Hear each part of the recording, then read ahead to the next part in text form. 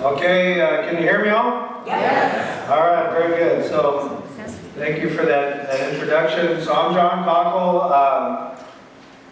Just a very quick background. First off, this is a fantastic turnout. I mean, I think we're outdrawing what's going to be at the Iron Door tomorrow night by twice, right? So, this is amazing. I'm really. They told me, yeah, maybe like 15, 20 people, and there's what, 75, 80 people, or something like this. This is great. What y'all have to do, so I told my son, who's also into trains, and I told him I'm going to be talking. He's all like, I'm at 10, 15 people, and he's 21, like, you know, kids today, right? Oh my God, speaking in front of people. So he will not believe that we're going to do this. So y'all have to bear with me. I'm going to take a selfie here, and so that you all, I can show them how big the crowd is. Everybody say, Hetch Hetchy. Hey, all right, there we go. Thank you for indulging me on that. So I can show them about that. So I'm John Cockle. I grew up in Marin County, and I've always, since I was this big, I wanted to work for the railroad. And I hired out, we went to college, and I got a degree in geography. Right, and I'm like, well, what am I going to do with it? Talking about maps. I was talking to Bill, where is he here somewhere, just showing me his map and his app and all that stuff. It's fascinating. And so, but then when I got out of college, the railroad was hiring, and I hired out at 23 years old and started working for the Groveland Northern up in Seattle. Long story short, fast forward to today, I'm still in the industry. I work for Kiwa Constructions, and we do a lot of construction around railroad projects and adjacent railroad projects, and that. We're building a big project in San Jose, right next to the Caltrain in Union Pacific. And I'm kind of the negotiator for getting out on the track and doing all the good stuff. So I've been very blessed to have a career in an industry and an interest of a thing that I like. Like I said, ever since I was this big, I've been fascinated by trains. And when we moved, my wife, Ann and I, we found, we had a friend, we were looking for a weekend house.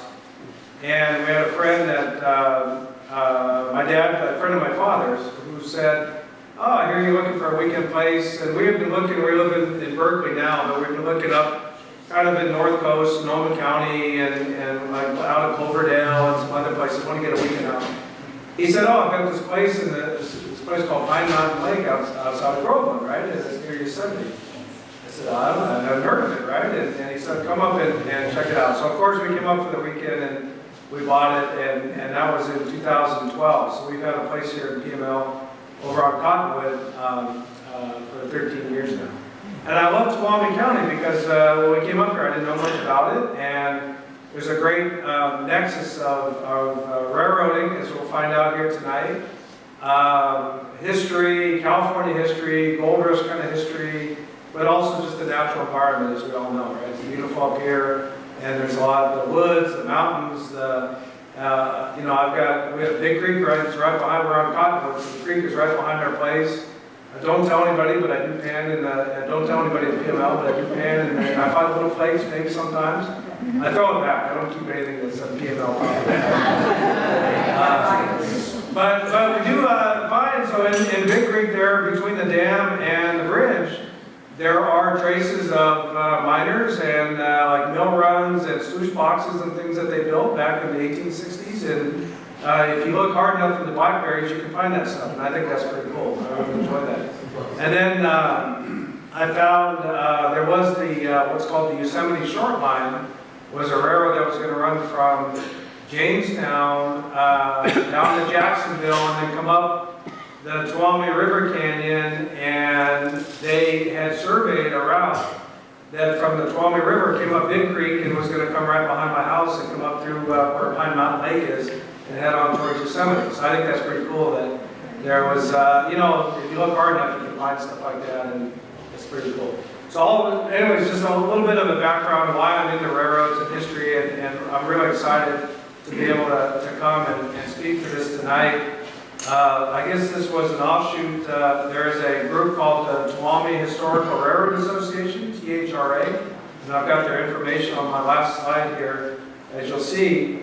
And we used the museum over here to do a speaker day, we had, I think, 3 or 4 of us did some talks. This was one of them here, and a couple other talks. And then the folks at the museum asked me to come and give it again tonight, so that's kind of what it is. I expanded a little bit, gave you a little more content than we saw last Saturday or last October. So anyways, let me, that's enough of me yakking about all that. We'll get started here. And what we can do is probably, let me kind of roll through the slides and the pictures and all that. If there's something that's really, oh my God, I got to know about that right now, you can raise your hand, but otherwise maybe we'll just take questions at the end and if you can save them and all that. So let's see if I can double dip this here. So this is the pointer, right, and here's the next one. So we'll see this picture again later. This is probably one of the most famous pictures of the Hetch Hetchy RR, and we'll see that again here in a little bit. So again, why is the Hetch Hetchy? Why did we build a railroad? Why did they build a railroad to Hetch Hetchy? Well, the goal was to get to Hetch Hetchy Valley. It was called the Little Yosemite Valley, right? If you go there today and you look at the dam, and the water comes up to about right here, maybe, right? Well, Palma Falls comes down and all that, and the water comes up about here. And you think, well, that doesn't look very far, but it's about 500 feet. The dam is about 500 feet now after it was raised, right? So it gets up pretty high. The valley, this is a couple thousand feet here, right? So it's pretty high. And I added this slide here as part of this, and I never understood what Hetch Hetchy was. I thought it was maybe an Indian name or somebody's name or that. It actually means edible grasses, apparently. Hetchy Hetchy. Hetch Hetchy, I guess, and they anglicized it into Hetch Hetchy, and that's where we get that today. So, and also, what I'm going to talk about tonight is John's research and John's understanding of all these things. And certainly, if no, that's completely wrong, this is what it should be, please let me know, because I'm an amateur historian, but I had fun putting all this together. So if there's something we can correct and I got wrong, please let me know. So, what is the Hetch Hetchy RR? What was the Hetch Hetchy Railroad actually? So it was 68 miles, and it was the outside connection from the southern part of Tuolumne County. It only had 2 customers. One was the San Francisco Public Utilities Commission, which built, SFPUC built the Hetch Hetchy project, right? And as we'll see here in a little bit, I got some pictures of some of that. That's a whole other talk that either somebody hopefully has done that for y'all, or like I said, there's the Bible here, and maybe in a couple of years I can put enough information together. But somebody, I'm sure there's other people that have more knowledgeable about the whole project. But that whole thing is all fascinating. The mountain tunnel that comes underneath here, the water we get here at Groveland comes from the Hetch Hetchy system, and it's all intertwined together. Groveland was here before the project, but certainly those were the salad days in town, right? So, but the other customer is the California Peach Growers Association. I think, well, peaches up here at 6,000 feet, right, or 5,000 feet up there. It was actually a mill operation up here at Mather, Camp Mather, right there. And if you go there today, where the Evergreen Lodge is, after the rim fire, you saw everything was burned. You could actually see the right-of-way of this California Peach Growers Association. They were not growing peaches up there. They were harvesting the cedar trees and for making packing boxes, box shook it was called, right? And so all the Peach Growers Association for across the state, it came out of Tuolumne County here. And Steve Rediker, that was one of the other talks that we had in November. He did a whole session on that. He had some video and some other stuff. It was pretty cool. So I encourage you to try to get him down here as a speaker as well for that. It was pretty good. So here's maybe more of a deal. So here we'll go back. So the Hetch Hetchy Railroad ran from the dam down to Hetch Hetchy Junction, which was a point on the Sierra Railroad. The Sierra Railroad is actually still in business today. It runs from Oakdale here up to Jamestown, Sonora, to just short of Standard. It's right around where Standard is. It's where the mill is, and the mill is the biggest customer. And there's also a propane transload facility up there. So if you buy JS West propane, it all comes in by the, I encourage you all to, don't go to American Propane or whatever, go to JS West because it all comes in by the Sierra Railroad and it gets, that's just my little plug for them there. So it gives more business to the railroad by coming in that way. But it's still active. They come up twice a week. They come up on Mondays and Thursdays. And if you're ever over there like at Lowe's or that, you might see them go by and all that. So that's the Sierra Railroad. And then from Hetch Hetchy Junction is where the railroad was built just for the building, the construction of the dam. And then they access the little beach growers. 68 miles and just for the one project. You'll see they built it. I got a timeline here in a few minutes. So again, from Hetch Hetchy Junction down into the Tuolumne River Canyon here at 6 Pit Gulch. And then came around to Jacksonville, was right about here. That's under the Don Pedro Reservoir now. And then started climbing the hill out of the lake and up by Moccasin. And you all have probably seen the right of way. You can see it as it snakes up the mountain there. And there's some good hiking in there. It is called Rattlesnake Gulch for a reason though, so I caution you when you walk around in there, be mindful of all that. We got the Groveland here. That's where the main headquarters of the project was. The shops for the railroad, everything happened around Groveland here. There was a hospital here, as we'll see. And then it continued on up to Buck Meadows and up to Smith Flat is in here, Buck Meadows, early intake. And then this part along here, if you've ever driven the road, the Cherry Lake Road that goes from where the Oakland camp is, you got the early intake, but instead of going down into the canyon, you continue on up to Mather, you'll see that's all the old right-of-way, right? And you can tell the engineering is there for that. And they got the Mather finally up over Hoopin' Up Pass. I love saying that, Hoopin' Up Pass right there. That was the highest point of the railroad, up at 6,000 feet, and then from there they went down to the dam site, down. So it's actually downhill from Hoopin' Up Pass down to the dam site. So a bit of a project timeline. So the 1906 earthquake was a seminal event in the whole thing because it really pressed the need in San Francisco for a reliable water source, right? We say it's called the Great Earthquake and Fire. Because actually the earthquake caused all the buildings to kind of go skiddy-wampus and like this, but then the fire came through and burned everything, and that was actually the bigger cause of the damage of that event was the fire. And they just couldn't control it. They didn't have enough water. There was a number of reasons, but that was one of them. So then they started really pressing. They had been thinking about where to get another reliable source of water. They had been doing local reservoirs down there, Crystal Springs and some others down on the peninsula. But they needed, as San Francisco was going to grow, they needed something more than that. And they had the vision to actually look up to the Sierra and start figuring out where they could do it. And in 1913, so only 7 years after the earthquake, they got access to a congressional, because it's part of the national park, and they had to get congressional authority to build Hetch Hetchy Reservoir in the park. And you see, 3 years later, they started construction in February of 1916 down at Hetch Hetchy Junction, and they completed it 68 miles, the dam site, in only, 18 months. That's pretty darn good. So you think about, so I used to work at a previous job. I worked for an engineering firm that worked on the California high-speed rail. And all I'm going to say is they built 68 miles in 18 months. And I still believe in that project, but it's been a little disappointing, where they are, right? So we'll just leave it at that. And then in 1919, they started the contract for the construction of the dam. And that's what really got the whole project going. 5,000 carloads of cement. So you think about everything that had to go up to build the dam. 5,000 carloads of cement and all the steel, the rebar, that's just for the dam.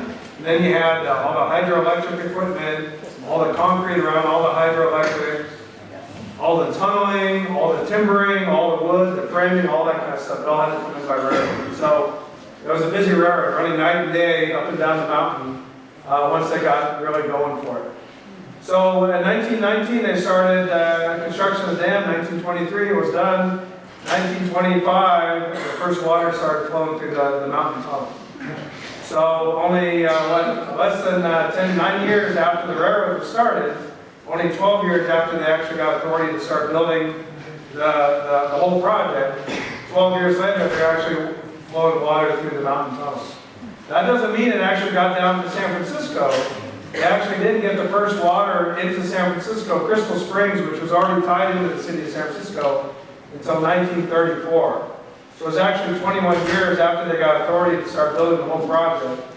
And a good, 11 years after the dam was completed, they actually got the water into San Francisco. So I thought that was pretty interesting there. They did raise the dam again in the 1930s. They took it up another 150 feet, I think, and to its present height now. And if you go there and you look at the dam, you can see the kind of the changes in the concrete and a little bit, and the architecture is a little bit different as well. And so that was completed in 1938. And then the Sierra Railroad had actually taken over in 1935 when they were going to do the dam raising. They wanted to start running the trains again in a big way, and the city said, no, we want to get out of the railroad business. So they leased it to the Sierra Railroad, or hired them to actually run the railroad until 38. It kind of struggled on until 1949, and they ran the little motor cars and for maintenance, and in the wintertime, because the roads weren't so good, they used the railroad until 1949.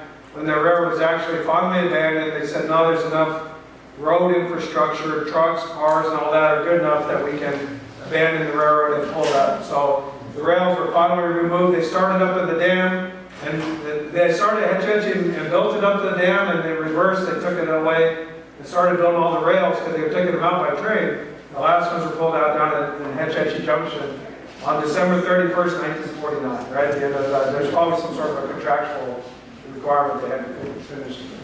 So anyways, that's kind of gives you a little history of the railroad.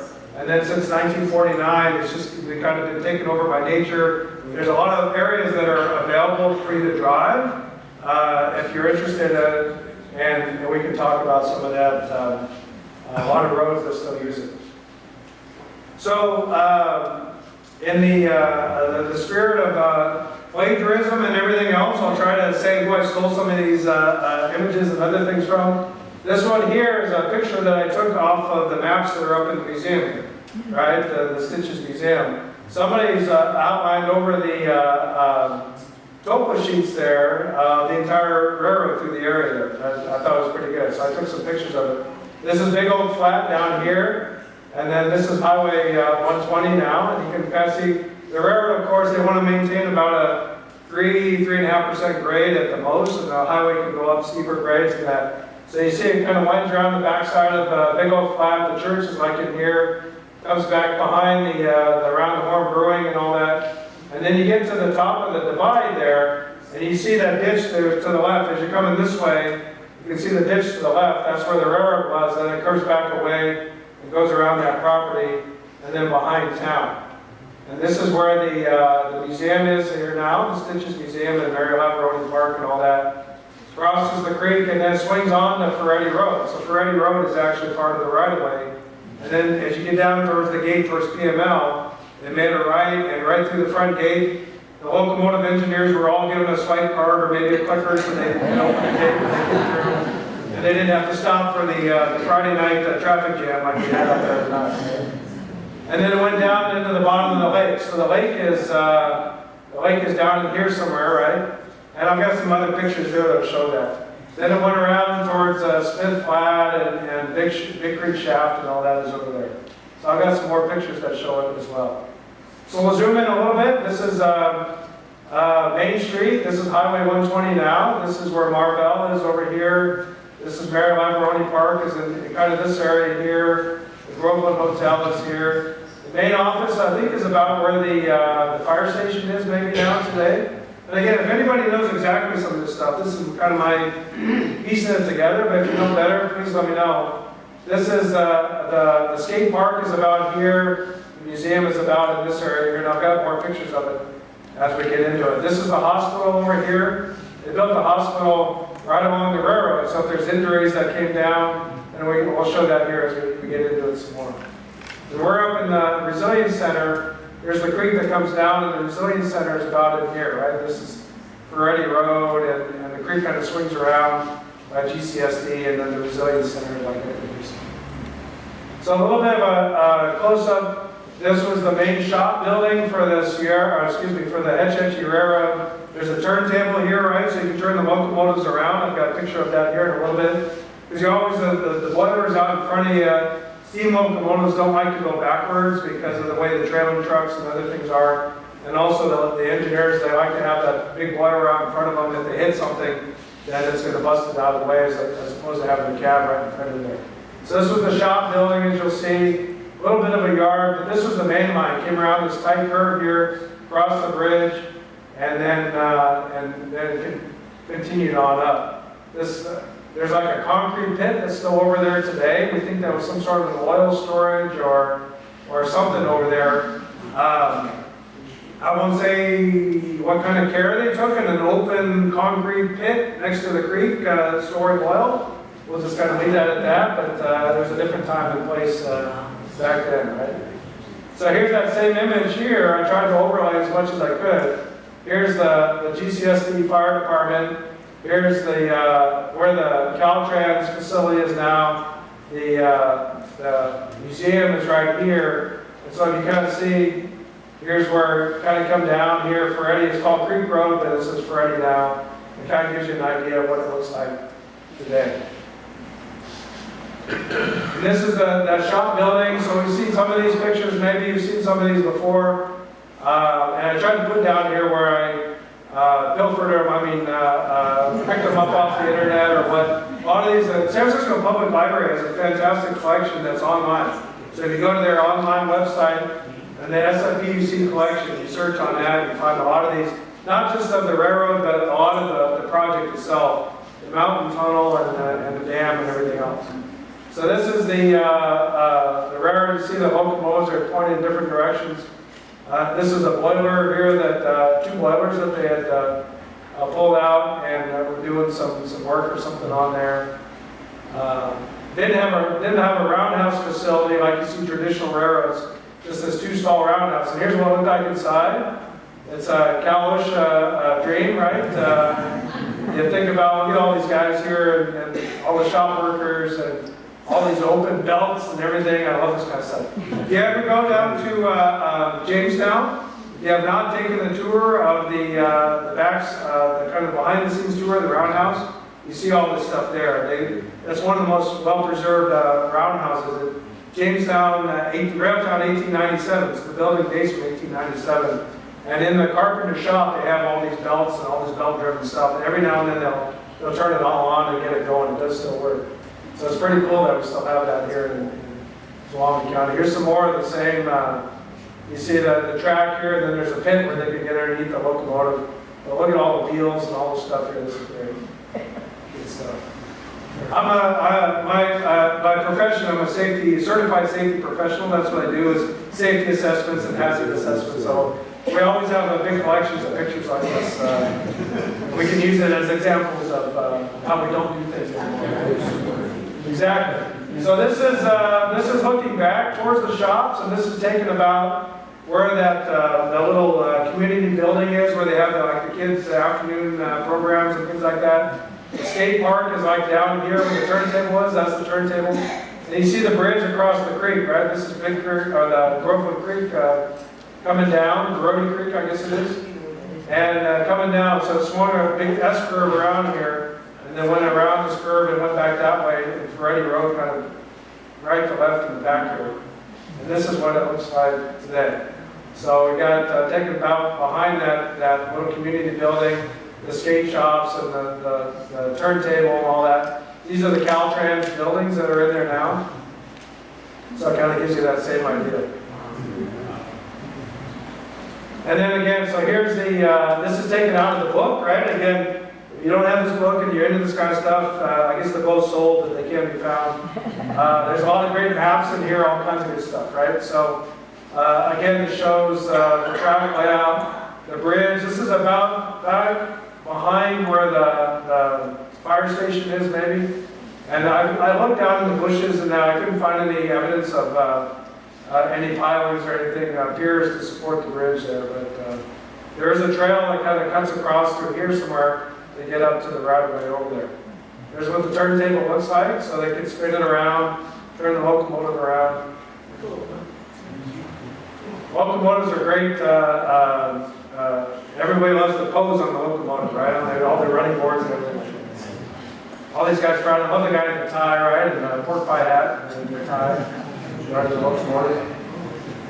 So this was a warehouse for all the supplies heading up to the dam side and such. And you'll see that here in a second. This is the guy climbed up on the roof of the building to take this photo. So now you're looking down at the shop building here. The turntable's over here. Again, the museum is like right here. That community building here. Mary Laviaroni Park is right here. This is all in the Caltrans yard. And the main line swung around like over this way. Here, yeah, you can see the tight curve of the main line going up. And this is the loading platform for that warehouse. And this is what it looks like today. So again, the Caltrans, this is about where that warehouse is, and then the shop building is about here. And if you look here under this, it's like under this raised shed here, there's like a raised embankment that comes up here. It's hard to tell from this building, but behind that truck there, this slopes down here, and it raises up, and it points across the creek. So I'm thinking that that's the right-of-way that went across the creek. And from the other side, I couldn't get in. I knocked on the gate, and nobody would let me in. They said, go away, no, we don't want you in here. So I had to go around the other side of the creek, and I took some pictures from over there. And I don't know if I included those in here, but gives you an idea. You see the very tight curve. There's also, I thought was interesting, there's a Y here. And so they can turn locomotives and things on the Y, on the turntables, but also there's a Y here. And you might say, well, why, right? But, so what you do is you come down this way, you come around, you go back this way, and then you throw the switch and you go back, and all of a sudden you turn around. It's a 3-point turnaround, basically, right? And this is goes back not quite to where the Two Guys Pizza is, but if you look back in there, there's kind of an indent into the trees. You can see where the tail, it's called the tail of the Y, across the road, like right through here. And there is an indent back through the trees. You can see where they cut it in there to make the tail of the Y. So now we're on the other side of the creek, and Groveland, it's interesting, for all the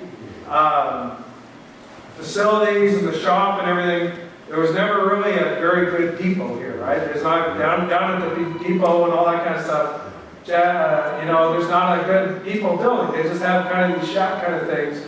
There was a siding, so now we're across the creek, Mary Laviaroni Park. The fire station is over here through the trees. You can see all the trees that were there at the time. And then the railroad went straight up, and there was a runaround, a siding there. And a water tank, obviously, too. The steam locomotives are big tea kettles, right? So they use a lot of water. And this is what the water tank looked like. I looked around again for like concrete footings. I couldn't find much in terms of that. But you can walk up here. So if you cross that path and go up behind the Laviaroni Park, there's a path and get on there, and it's just a nice straight going up. This is what it looks like going up from Laviaroni Park is right to my left here. I've been able to find one wooden tie in there. There's a wooden cross tie along through here somewhere that's still in the ground, right? Otherwise they've either rotten or people pulled them up and made them into fence posts and things like that. I was able to find one tie in here. So now this is looking from looking across at the hospital, and this is like a big community building. This is the hospital, and this is that field where they always put up all the holiday decorations, right? Whether it's all the Easter eggs or the Christmas stuff and all that. Whoever lives there is very festive, right? They're always putting up all those decorations. And then the Groveland Hotel is right here to my left. This is looking across, and the fire station is like right down in this area. And this is what it looks like. I'm in that alleyway next to the Groveland Hotel. Looking across, you can kind of see there's a diagonal. Ooh, did I kill it? I killed it. Uh-oh. Did it? There we go. So there's a bit of a diagonal here. It's kind of lower and going up. There's the grade of the railroad going up that way. So That's where the railroad is on the other side. You can see the car wash down here. This is kind of a wimpy little one, but it'll have to work. So this is the car wash down here. Kind of gives you some context of where we are. So this is the city hospital, the hospital that was built for the project, and they built it right next to the railroad so that somebody got injured and they could whisk them down and take them right into the hospital. But that's, you know, maybe 1 or 2% of the time is being used for that. The other 98% of the trains are steaming by, going up the hill, working hard, and you've got a splitting headache because you've got your tooth extracted or whatever, and you're trying to recuperate, and here comes this train right outside your window, right? So I don't know if it would be the best place to have a hospital, but yes, question. That building is not there. This is what it looks like now. So there are some, if you go back in here and poke around again in the weeds and all that, there are some foundations that are in there. And so whether it was that building or this one, this is an employees clubhouse that was built just uphill from the railroad as well. And so you can see that they saw all these workers coming in and nothing to do on their free time. The iron door was across the way. They built this, I guess. Maybe they had ping pong in there or something. I don't know who knows. Try to keep them out of the iron door, maybe, right? So pretty good clubhouse. And then there was also some little cabins that were up on the hill above the clubhouse as well and around the backside. This is an interesting picture, not just for the cabins, but you see all these little motor cars as well. This is like a white pickup truck that's been converted into to carry people, and this is called a white motor company. They're trying to sell the Hetch Hetchy Railroad on this, so this was just there for a kind of a demonstration. It was on the railroad for like a month or so. So I saw on the STCHS logo there, they have, I think it's this right here is on the STCHS logo, which I thought was interesting. Because the Hetch Hetchy didn't buy the car, they tried it for a month and didn't like it. And yet it still made the logo for the, unless it's the same one, I don't know, maybe it's a different one, but it looked like the same one to me. This is how it's working. Okay. So now we're continuing, this is again, going up the hill behind the town. I put this together, a couple of photos here for the other group because they were from the other side of the county or from out of county or whatever. Maybe they haven't been to Groveland before. But I threw in here a few photos of Groveland at the time of the project getting started and under construction. So this is 1917. And again, this is the Groveland Hotel here. The fire station is kind of behind me to the right. This is where the car wash is down here. And then the Mexican restaurant and all this. Some of these buildings are still here. Charlotte is there. That's the Charlotte there, I think. And this is what it looks like today, right? The same curve kind of coming in. And some of the Groveland stuff. Pretty cool. Yeah. Not as much. It was the last time we had that much snow, right? So again, so here's the iron door in 1916, right at the start of the project. Look at the mud holes here, the street and everything. And this is what it looks like today, right? So. And then this is our bridge as you're heading out of town. It looks to me to be a little bit narrower because they can get like one buckboard wagon through there. But if you look at the, did I kill it again? Look at the diamond, either when they widened, maybe they widened the bridge and moved it out. And the ports that's on the end of the bridge here. And you can see the same little diamond patterns, the little turrets here, and there's ports on the end of it, see? It doesn't look as wide here as it is today, so they must have widened it out. It was kind of cool that they kept the same. And so this is the schoolhouse, which is now like Yosemite Bank, I think, right? And this is the schoolhouse, but look how clear it all is. They had a nice view of the town and all that. And I tried to get a picture today, and I couldn't because the trees and the brush and everything was so thick that I couldn't see the building. But the building is the schoolhouse, it's now the bank. And I tried to kind of get the same angle there. Again, it's overgrown, so either they were logging and they were logging it out, or the natural fires that would come through before the town was built. And now, you know, over the last 100 years, there's never been a fire, so it's all overgrown like this. Right? Knock on wood, we won't have that. That's why we got this real. Hopefully, we're not all living in this when something goes down. Right? Together here. So here's again. Oh, now it's working again. So here's that again. Going behind town, the railroad climbed up the hill. Deer Flat Road is kind of like through here, and then it swings around, and it kind of comes together towards a big old flat. Talked about that a little bit. So it kind of gives you some context there for where we are. This I thought this is one of my favorite pictures of the railroad. So this is a little creek that's like in this area. Yes, it's like right in this area here. So you see this big S curve that kind of comes around. I think it's right either this curve or it's probably this curve right here. So you're going climbing uphill as you're coming out of Groveland. This train here is climbing up the hill, coming out of Groveland. And you see all these loads of lumber. He's going uphill away from Groveland. So these are coming from that Beach Growers Association lumber mill up there. Because otherwise the lumber would be going up the hill for the dam and the project and all that. These are going down. They look like white pine or something like that. So we think that these are going down. They're going uphill right now to get up the big old flat, and then they'll start going down. They're going to go out off the railroad, going outside. Well, look at this. See this cattle guard here. So this was a fence here and all this fencing in here. So there must have been some cattle ranging in this area. Again, this is right behind town. And you see the cattle guard right here.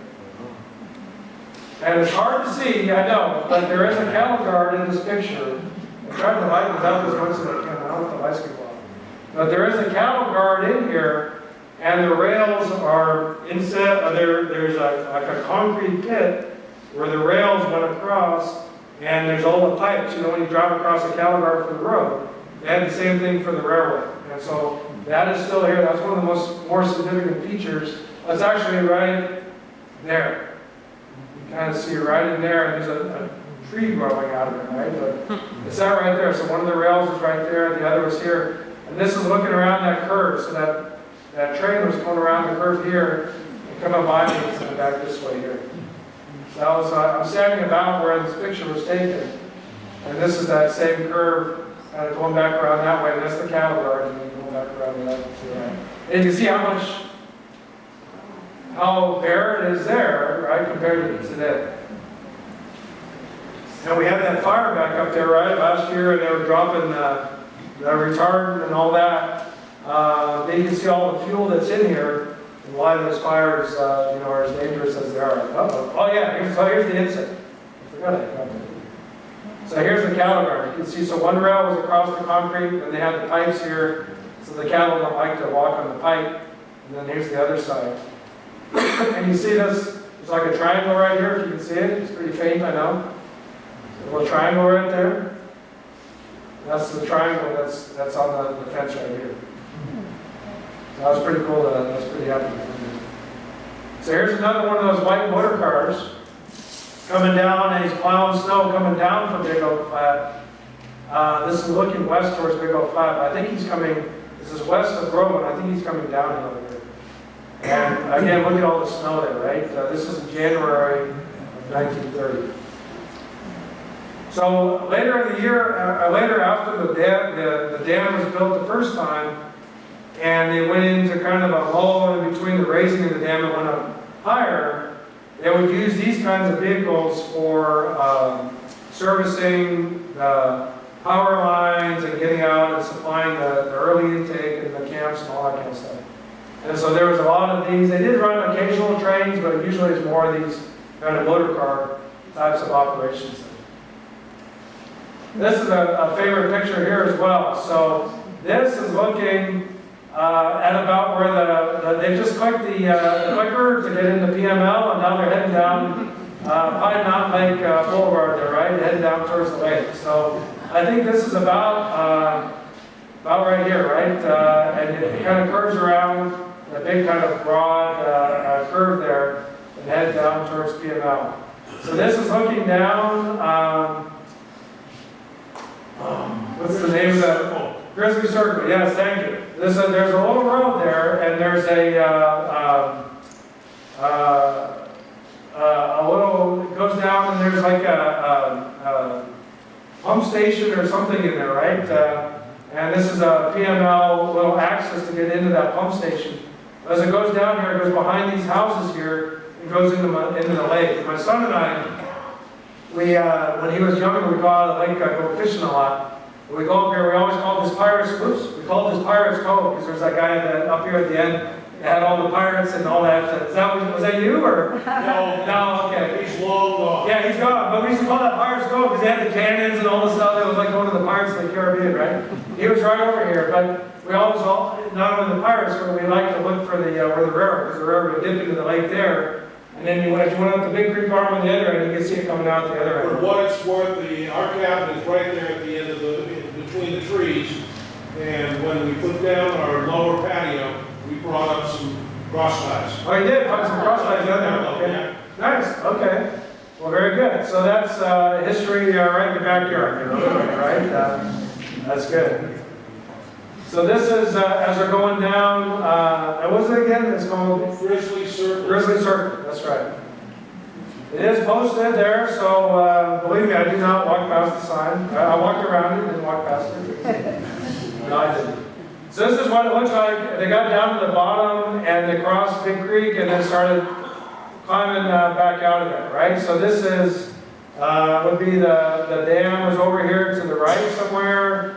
And I think it came down from Groveland here, crossed over out off the marina somewhere out there, right?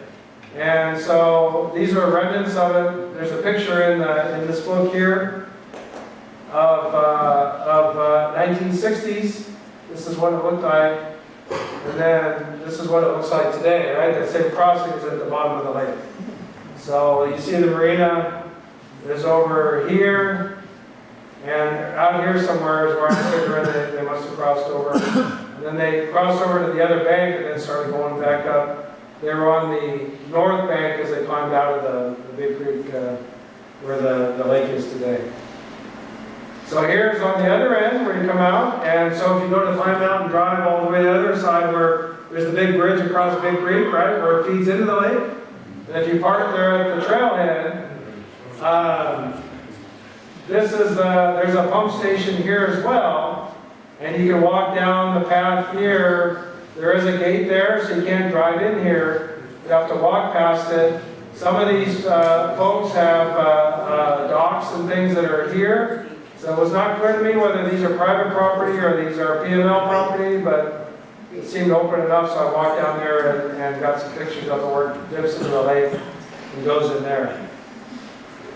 This is again going a bit further, so there's a nice long straightaway, and this is that access road that PML uses to get to the gate. I even found that down here, I think this one person that has their dock there, this was kind of set up there. I don't think it's been sitting there for the last 100 years. They probably found it. This is a joint bar, and an angle bar or joint bar is called. This is how you connect the two rails together. So they've got 4 holes here, and then they have 2 holes on each rail. There'll be one of these on each side. They're also called a fish plate sometimes, and it connects the rails, and it makes that clickety-clack sound as the train is going down, because there's a joint there, a little gap in between the rails. So this I found on that, and it's still there. So this is the Big Creek Trail. So again, if you go down there and you cross at the bridge there's a nice little sign, a little kiosk, and a trailhead, and you can actually walk on part of the Hetch Hetchy RR. If you all have done that there, you're actually walking on the right-of-way of the old railroad that goes up there. It's a nice walking path. And you get to the end of the PML property, and up until, I think it was actually right around COVID, the people finally, because there's so many people up here, or PML got over, it was full all of a sudden, right? Everybody's escaped the area, ourselves included.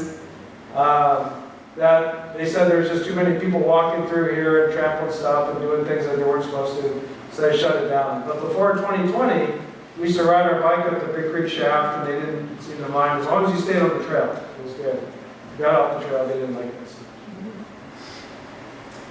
So then I threw in here a couple of photos of the railroad kind of in the years here. This is 1921. This is kind of the heyday of the railroad. They would run up to deliver workers, passengers, and also Camp Mather. After so 1921, they're still building the dam. Remember, it wasn't finished until 1924. So there's a lot of workers coming and going. But then after the dam was completed in 24, and there was a big mill there to supply all the lumber for all the framing of the concrete and the dam and all that. And the mill pond was turned into the lake there in Mather, and Camp Mather. The lumber mill was turned into the city camp. That's San Francisco City Camp is Camp Mather. And so then they would have the ability to take people up there when they needed to go up, you know, from the city and all that. So they would run little trains like this, just little 2-car trains or that small, pretty small locomotives by comparison. Then here's in 1947, they ran the one and only excursion. There was a public excursion. You could buy a ticket and ride. And they had this little gas electric locomotive. And with extra fuel, you see they had to take extra fuel and strap it on here. And this little coach here is from the Sierra River. It's actually quite famous. Remember Petticoat Junction? They had those 2 little coaches that was right behind the Cannonball. This is one of those coaches that was in Petticoat Junction. There was another one that was a baggage combination, had a big baggage door on it and all that. But this is one of those coaches that was in Petticoat Junction. And this gives you an idea of what the railroad looks like. So this is getting up above early intake, just below Camp Mather. And you can see the drop-off into the Tuolumne Canyon here, right? This is the middle fork of the Tuolumne that leads up to Hetch Hetchy Reservoir. The North Fork, just opposite us here, the North Fork branches off and goes up towards like Miwok and up in that direction, up to the north part of the county, and then the South Fork cuts under Rainbow Pools and goes up that way, you know, towards what's the falls there?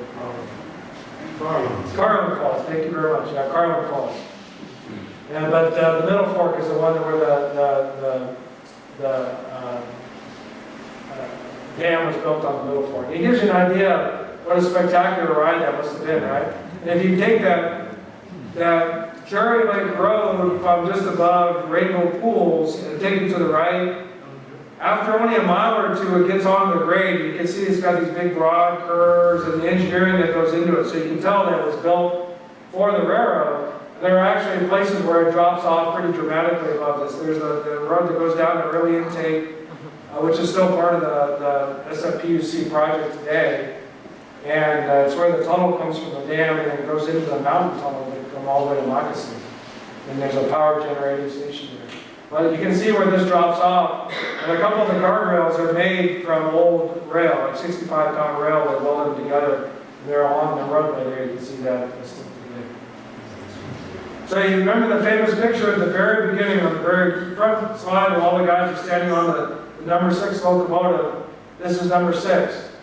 It's the only locomotive that I'm aware of that from the Hetch Hetchy RR that still exists. It's down at El Portal. So if you go to the museum there at El Portal, it would be much more appropriate, of course, to have it here in Groveland, not down in El Portal. So I don't know what we can do about that, but there it is. Right? At least it still exists. And this is from the caboose is from the Yosemite Valley Railroad. So El Portal was the end of the Yosemite Valley Railroad, where you could get on the train in Merced after getting off like the Santa Fe or the Southern Pacific down there, right up to El Portal on the train, and then they take a stage coach or something like that to get into the Yosemite Valley. And then this is a motor car number 19. This is in the roundhouse at Jamestown. So it's in the collection down at Jamestown there at the State Railroad Museum. And they bring it out on special occasions. I don't know that it actually still runs or not. But I have seen it kind of wheeled out into the sunshine and they let it get some fresh air every now and then. It's pretty cool. So this was a rotary snowplow that the railroad had. There was a big rotary thing here that would suck in the snow, chew it up, and then throw it out to the side. Somebody bought it after the railroad was abandoned, and turned it into a garage, right? And they would park their car in there, believe it or not. And this is out in that book, this is again in this book here. It was one of the last pieces of the railroad that was actually here in Groveland. And I think it's got to be gone. It looks like it's about to fall down here. And I think this is like in the 1960s maybe, right, in the book there. And this was, I don't know, Kathy, where's Kathy at? You know the story behind this, right? Didn't somebody draw this based on that other picture? Or they actually drew it by seeing it in person? Or? It's a part of a series of drawings that were done by Irene Clark in the 1970s. But did she take it from seeing it? So it still existed in the 1970s at that time, right? So, yeah. So I thought this was cool. Kathy, after that last presentation she gave me this, I thought it was kind of neat. And Kathy, isn't that included in the 175th anniversary quote? Yes. There we go. And then we have this, right? And maybe probably some of you all know more about this than I do, but I've heard just in the last couple months about this, a proposed hiking trail that goes from like up by Deer Flat Road. I think it's going to start at Deer Flat Road here, go behind town. This is where that's one of these curves right through here, where I took the picture of the cattle guard, right? That's still there in the railroad. So hopefully they can incorporate that maybe into somehow into the path or a nod to it or something like that. And then along straightaway, this is where the hospital was. This is where Labarone Park and all that is. And then swing around, cross the creek behind GCSD, come down here, and it's going to end up down here, I think, by the Resilience Center, right? All the way to the ballpark. Oh, to the ballpark. Yeah, the ballpark is up here, right? This is up here. So this is the Resilience Center. Is it here somewhere? Maybe? This here? And then to go across to the ballpark, right? And this actually, so again, the ballpark, if you go up there, you see, why was there such a big ballpark in a little town like this? So if you look in the book here, they have, Cross County and the project had 2 teams, and they would bring in, ringers to beat the other side of the county and all this kind of stuff. There's good stories in there about the ball. So anyways, this is apparently, I guess, does anybody know more about this project, or? This is phase 1. Okay. This is going to go from Deer Flat Road down to just where the foundations are in the building at the western end of Big Oak Flat. There's an old building with some Indian grinding stones. Oh, okay. Hotel. The Wells Fargo building? No, you mean okay, we're across across the highway. Across to the other side. GCSD is acquiring all of the right-of-way all the way from there, because that's the rail station. Okay, so what the gentleman said is this is phase 1 of the project to go from the ball field up to Deer Flat Road. Phase 2 will then take it over the divide there, and then follow the railroad right-of-way down to the western end of Big Oak Flat. So you know where the minor mart is there, and you can see where the railroad went across on the bridge, across the highway on the bridge, and there's an elevated right-of-way there, and there was a trestle that went across the bridge there. And that's apparently where it's going to end, is right in there. All right, very good. I like that. Unpaved, I guess, will be just a walking path. It'll be paved. Wow. Supposed to be able to run a fire engine. Oh, okay. For emergency access through all that, right? First. When they get first chance to get. So the question is, when's it going to be done? And the answer was the first. And like the first of the year, and the answer was the first chance they get. That's pretty good, I like it. All right, so here's my thank yous there. Dave Roberts, Kathy Brown, Scott Belzer, big help in research, especially Kathy did a lot of research and put up with a lot of my questions and poking around, and she found me a lot of the pictures and all that. This is the Tuolumne Historical Railroad Association, THRA. If you're into trains, all things trains, not just the Hetch Hetchy, TuolumneRailroad.org. They got a website, lots of pictures up there. They do an annual event. They had it here in April in Sonora, and it's all about the West Side Lumber Company, the Sierra Railroad, Sugar Pine Lumber Company, all that good stuff. They do 3 or 4 times a year, they'll do hikes on some of the railroad grades. That's why we did the one here, we did a hike some of these spots. They do them over in Jamestown, some other places than that. Also want to thank my wife, Ann, who's right here, waving her hand. She's put up with 36 years of me stopping and like pulling over suddenly, because oh, we gotta jump out and look at that, and bringing homes. There's all kinds of steel scrap in our driveway and all kinds of stuff, right? So she's been good at putting up with my bicycle. So. Anyways, that's all I got to say. Any questions?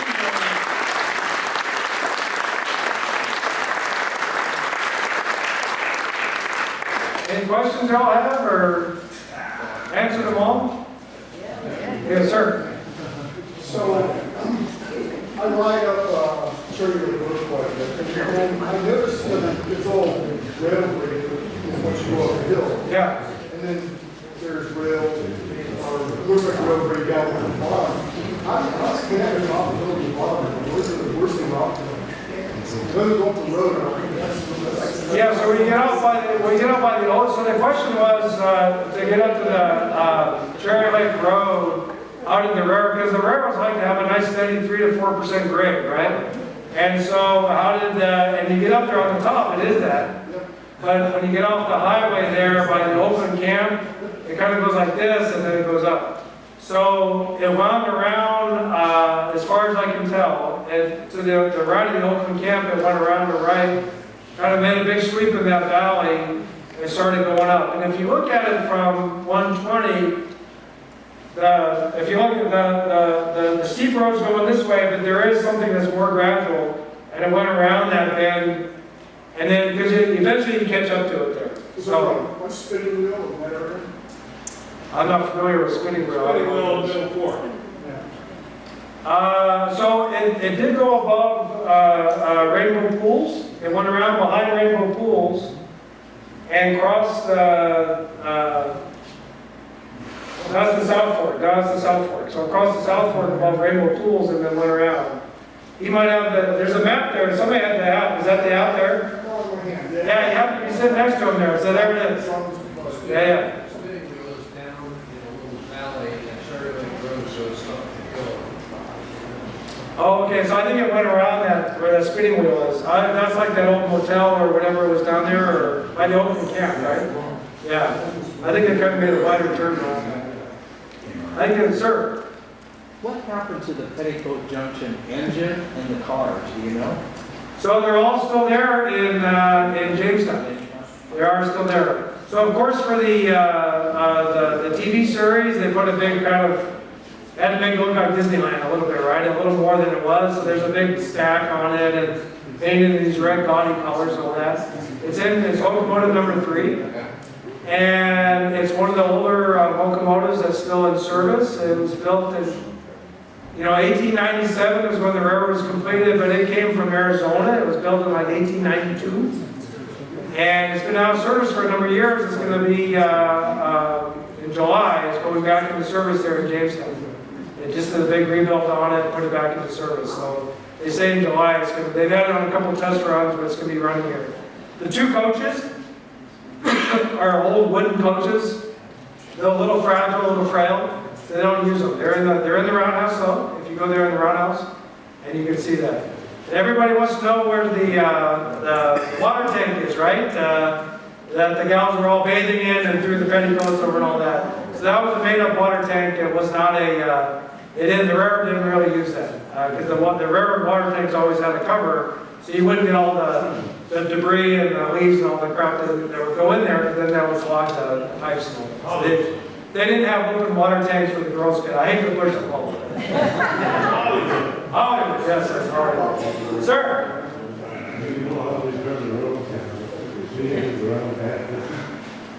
Excuse me? So the question was, how did they turn the locomotives and the trains at Hetch Hetchy? There's a loop there, right? No? How did they turn it?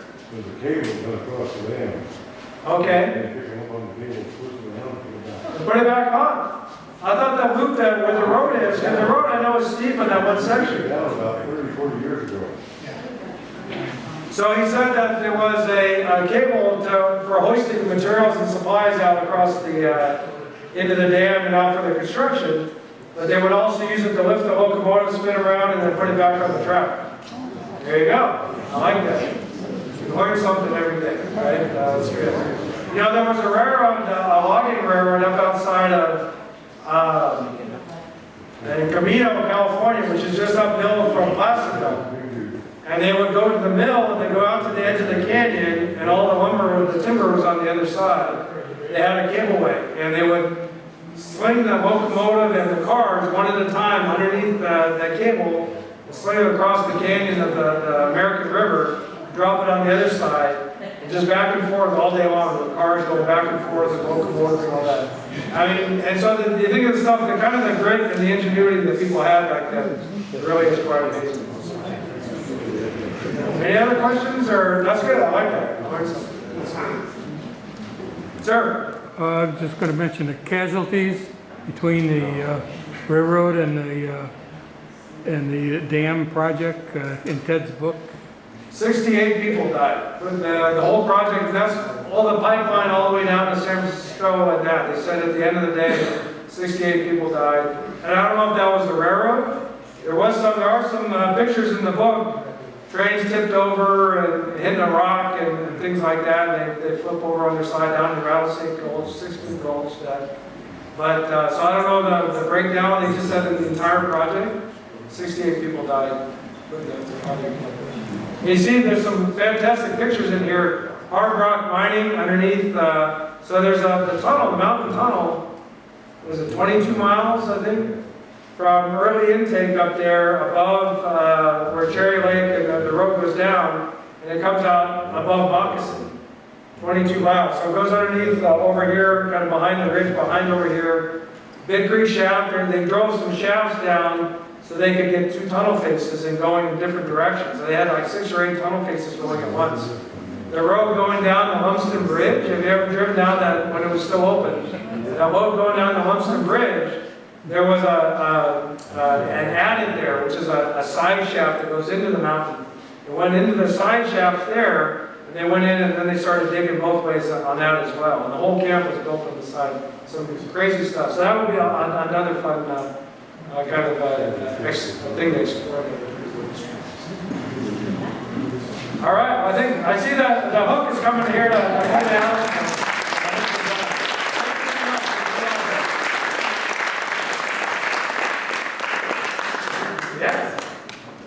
I apologize for the temperature, and I live in Crowded County because they're under control. It's warm in here, and I'm sorry for that. But thank you all for coming.